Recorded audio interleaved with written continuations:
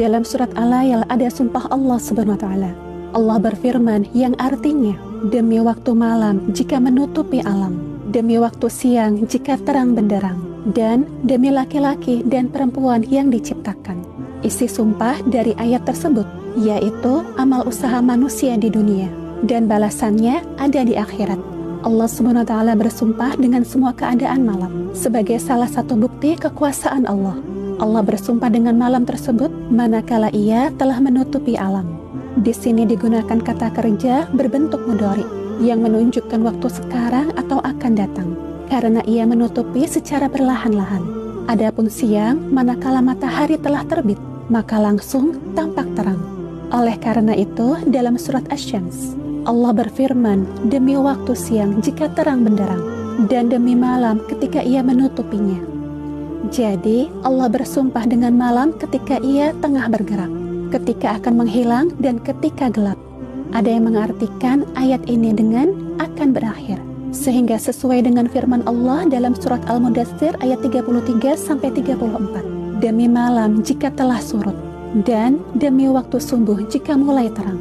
Tapi ada juga yang mengartikannya dengan datang, sehingga seperti firman Allah dalam surat Al-Layl ini, demi malam jika telah menutupi alam, demi waktu siang jika telah terang benderang. Dengan demikian, dalam surat ini Allah bersumpah dengan datangnya malam dan siang.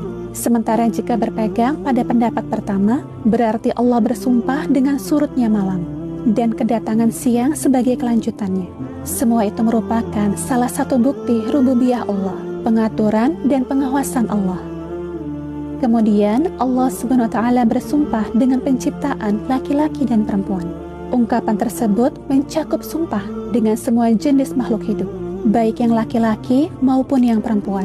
Allah mempertemukan antara laki-laki dan perempuan, sebagaimana Dia juga mempertemukan antara malam dan siang. Semua itu merupakan bukti-bukti sifat rububiyah Allah. Dalam surat Al-Layl, Allah Subhanahu wa taala bersumpah dengan wal-laili idza yaghsha, malam apabila menutupi cahaya siang, yaitu apabila malam telah menutupi seluruh makhluk dengan kegelapannya. Wan-nahari idza tajalla, demi siang apabila terang benderang, yaitu dengan cahaya dan sinarnya. Sumpah Allah Subhanahu wa taala, wa ma khalaqal dzakara wal untha, demi penciptaan laki-laki dan perempuan, adalah seperti firman Allah dalam surat An-Naba ayat 8, wa khalaqnakum azwaja, dan segala sesuatu kami ciptakan berpasang-pasangan. Dan seperti firman Allah dalam surat Az-Zariyat ayat 49, wa min kulli syai'in khalaqna zawjaini, dan segala sesuatu kami ciptakan berpasang-pasangan. Dalam kitab tafsir Ibnu Katsir dijelaskan, ketika sumpah di sini adalah dengan sesuatu yang berlawanan, yakni siang dan malam, laki-laki dan perempuan. Maka objek sumpah yang dituju juga berlawanan. Oleh karena itu, Allah Subhanahu wa taala berfirman, "Inna sa'yakum lasyatta."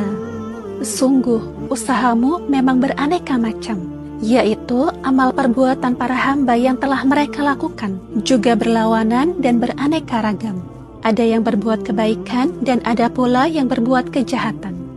Dalam surat Al-Layl ayat 5 Allah Subhanahu wa taala berfirman, "Fa amma man a'ta wa taqa." Maka barang siapa memberikan hartanya di jalan Allah dan bertakwa, yakni memberikan harta yang diperintahkan untuk dikeluarkan dan bertakwa kepada Allah dalam urusan-urusannya, dan membenarkan adanya pahala yang terbaik, surga, yaitu membenarkan adanya pembalasan atas perbuatannya. Selanjutnya Allah Subhanahu wa taala berfirman, "Fasanuyassiruhu lil yusra." Maka akan kami mudahkan baginya jalan menuju kemudahan, kebahagiaan. Ibnu Abbas menafsirkannya, yakni menuju kebaikan. Kemudian Allah Subhanahu wa taala berfirman, "Wa amaman bakhila." Dan adapun orang yang kikir dengan harta yang dia miliki, wastaghna, dan merasa dirinya cukup. Ikrimah berkata dari Ibnu Abbas radhiyallahu anhu, yakni kikir dengan hartanya dan merasa dirinya tidak memerlukan pertolongan Allah.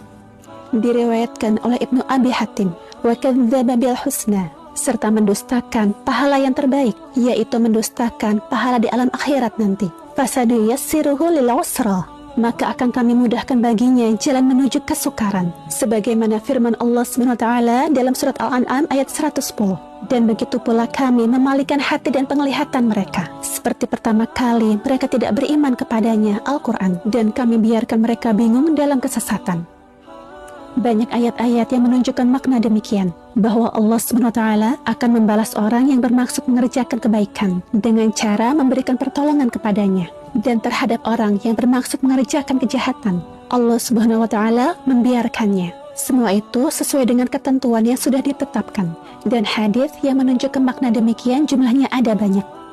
Abu Bakar As-Siddiq radhiyallahu anhu bertanya kepada Rasulullah sallallahu alaihi wasallam, "Wahai Rasulullah, apakah kami beramal berdasarkan perkara yang sudah ditetapkan atau berdasarkan perkara yang baru dimulai?" Beliau menjawab, "Berdasarkan perkara yang sudah ditetapkan." Abu Bakar bertanya, "Lalu untuk apa amal itu, wahai Rasulullah?" Beliau menjawab, "Setiap orang dimudahkan untuk melakukan apa yang memang dia diciptakan untuk itu." Dari Ali bin Abi Thalib radhiyallahu anhu, ia berkata, ketika kami menghadiri pemakaman seorang jenazah di Baqi Al-Gharqad, Nabi Shallallahu Alaihi Wasallam tiba. Lalu beliau duduk dan kami pun ikut duduk di sekeliling beliau. Di tangannya ada sebuah tongkat. Lalu beliau menunduk dan menggaris-garis tanah dengan tongkat tersebut. Kemudian beliau bersabda, "Tidak seorang pun dari kalian atau tidak ada jiwa yang bernafas kecuali sudah ditulis tempatnya, apakah di surga ataukah di neraka. Dan tidak seorang pun dari kalian kecuali sudah ditulis apakah dia sengsara ataukah dia bahagia." Lalu seorang laki-laki bertanya, "Wahai Rasulullah, tidakkah kami bergantung saja kepada apa yang telah ditulis bagi kami, dan kami tidak perlu lagi beramal? Barang siapa di antara kami yang sudah ditetapkan termasuk orang-orang berbahagia, maka ia akan menjadi orang yang berbahagia. Dan siapa di antara kami yang sudah ditulis termasuk orang-orang yang sengsara, maka dia akan menjadi orang yang sengsara." Beliau menjawab, "Adapun orang-orang yang berbahagia, maka mereka akan dimudahkan untuk melakukan amal orang-orang yang berbahagia. Adapun orang-orang yang sengsara, maka mereka akan dimudahkan untuk melakukan amal orang-orang yang sengsara." Kemudian beliau membaca ayat, "Maka barang siapa memberikan hartanya di jalan Allah dan bertakwa, dan membenarkan adanya pahala yang terbaik, surga, maka akan kami mudahkan baginya jalan menuju kemudahan, kebahagiaan. Dan adapun orang yang kikir dan merasa dirinya cukup, tidak perlu pertolongan Allah, serta mendustakan pahala yang terbaik, maka akan kami mudahkan baginya jalan menuju kesukaran, kesengsaraan." Kalau kamu ingin diberi jalan kemudahan oleh Allah SWT, maka ada 3 sebab mengapa Allah SWT memberi jalan kemudahan, sebagaimana disebutkan dalam surat Al-Lail ayat 5-10. Dalam kitab tafsir Sumpah Allah oleh Ibnu Qayyim Al-Jauziyah, dijelaskan bahwa hal pertama adalah karena pemberian atau sedekah seorang hamba.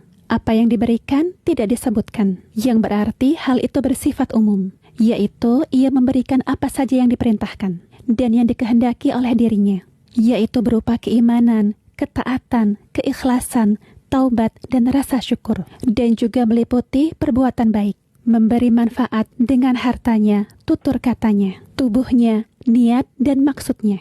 Dengan demikian, jiwanya itu merupakan jiwa yang taat dan mau berkorban, bukan jiwa yang jahat dan kikir. Jiwa yang taat adalah jiwa yang bermanfaat dan selalu berbuat baik, karena tabiatnya yang suka berbuat baik dan suka memberi kebaikan, baik diminta maupun tidak. Kebaikan tersebut tercurah kepada dirinya sendiri ataupun kepada orang lain. Kedudukannya sama seperti mata air yang bisa dimanfaatkan oleh manusia. Ia dimudahkan untuk melakukan hal itu. Begitulah seseorang yang diberi keberkahan. Ia begitu ringan untuk memberi manfaat kapan saja. Maka sebagai balasannya, Allah mudahkan baginya jalan kemudahan, sebagaimana dirinya dibuat mudah untuk memberi. Sebab kedua adalah, See you in the next Makta. Memahami Al-Quran dengan Tafsir. ada 3 sebab mengapa Allah memberikan jalan kemudahan, sebagaimana yang Allah sebutkan dalam surat Al-Lail. Yang pertama sudah kita bahas, kita lanjutkan ke sebab kedua, yaitu adalah karena ketakwaan. Sebagaimana dijelaskan dalam kitab tafsir Sumpah Allah oleh Ibnu Qayyim Al-Jauziyah, bahwa takwa adalah menghindari apa yang dilarang Allah Ia merupakan sebab utama datangnya kemudahan, sedangkan sebaliknya akan menjadi sebab datangnya kesulitan. Akan dimudahkan bagi orang yang bertakwa semua persoalan dunia dan akhirat, sementara orang yang tidak bertakwa, walaupun sebagian persoalan dunia dimudahkan baginya, persoalan akhiratnya akan dibuat sulit sesuai dengan kadar ketakwaan yang ia tinggalkan. Seandainya ia bertakwa, niscaya kemudahan yang diberikan Allah dalam kehidupan dunianya akan lebih sempurna. Seandainya ia menganggap kehidupan dunianya sulit, maka Allah akan membuatnya lebih bermanfaat baginya daripada jika ia memperoleh dunia tersebut tanpa disertai oleh ketakwaan. Sesungguhnya kenikmatan hidup, kenikmatan kalbu, serta kebahagiaan dan kesenangan rohani merupakan nikmat dunia yang paling utama. Dia jauh lebih mulia daripada kenikmatan orang-orang yang memiliki dunia dengan syahwat. Allah SWT berfirman dalam surat At-Talaq ayat 4, siapa yang bertakwa kepada Allah, maka Allah akan memudahkan segala urusannya. Di sini Allah memberitahukan bahwa Dia memberikan kemudahan kepada orang yang bertakwa, tidak kepada yang lainnya. Allah SWT juga berfirman dalam surat At-Talaq ayat 2-3, siapa yang bertakwa kepada Allah, maka Allah akan memberikan jalan keluar baginya, dan Allah akan memberikan rezeki padanya dari arah yang tidak disangka-sangka. Ia juga akan diberi kemudahan oleh Allah karena ketakwaan yang ada pada dirinya. Allah SWT berfirman dalam surat At-Talaq ayat 5, siapa yang bertakwa kepada Allah, maka Allah akan menghapus dosa-dosanya dan memberinya pahala yang besar. Allah dengan mudah akan menghilangkan kekhawatiran orang yang bertakwa dan memberinya apa yang ia sukai. Selain itu, Allah berfirman dalam surat Al-Anfal ayat 29, wahai orang-orang yang beriman, jika kalian bertakwa kepada Allah, niscaya Allah akan memberikan furqan, pembeda antara yang hak dan batil kepada kalian. Dia juga akan menghapuskan dosa-dosa kalian serta mengampuni kalian. Orang tersebut akan dengan mudah mendapat furqan yang berisi keselamatan, kemenangan, pengetahuan, cahaya, pembeda antara yang benar dan salah, penghapusan dosa dan pengampunan. Semua itu merupakan kemudahan yang sangat diimpikan. Allah SWT berfirman dalam surat Ali Imran ayat 130, bertakwalah kalian kepada Allah supaya kalian beruntung. Keberuntungan merupakan puncak kemudahan, sebagaimana kemalangan merupakan puncak kesulitan. Allah SWT berfirman di dalam surat Al-Hadid ayat 28, wahai orang-orang yang beriman, bertakwalah kalian kepada Allah dan berimanlah kepada Rasul-Nya. Niscaya Allah akan memberikan kepada kalian dua macam rahmatnya, dan Dia juga akan memberikan cahaya untuk perjalanan kalian, serta Dia akan mengampuni kalian. Dengan adanya ketakwaan tersebut, Allah menjamin akan memberikan 3 hal. Pertama, Allah akan memberikan kepada mereka 2 bagian rahmatnya, bagian di dunia dan bagian di akhirat. Bisa jadi bagian akhirat mereka dilipat gandakan. Kedua, Allah akan memberikan kepada mereka cahaya yang bisa mereka pergunakan ketika berjalan dalam kegelapan. Ketiga, Allah mengampuni dosa-dosa mereka. Inilah kemudahan yang paling utama. Allah SWT telah menjadikan ketakwaan sebagai sebab datangnya setiap kemudahan. Sebaliknya, ketiadaan takwa menjadi sebab bagi datangnya setiap kesulitan. Selanjutnya, sebab ketiga mengapa Allah memberikan jalan kemudahan adalah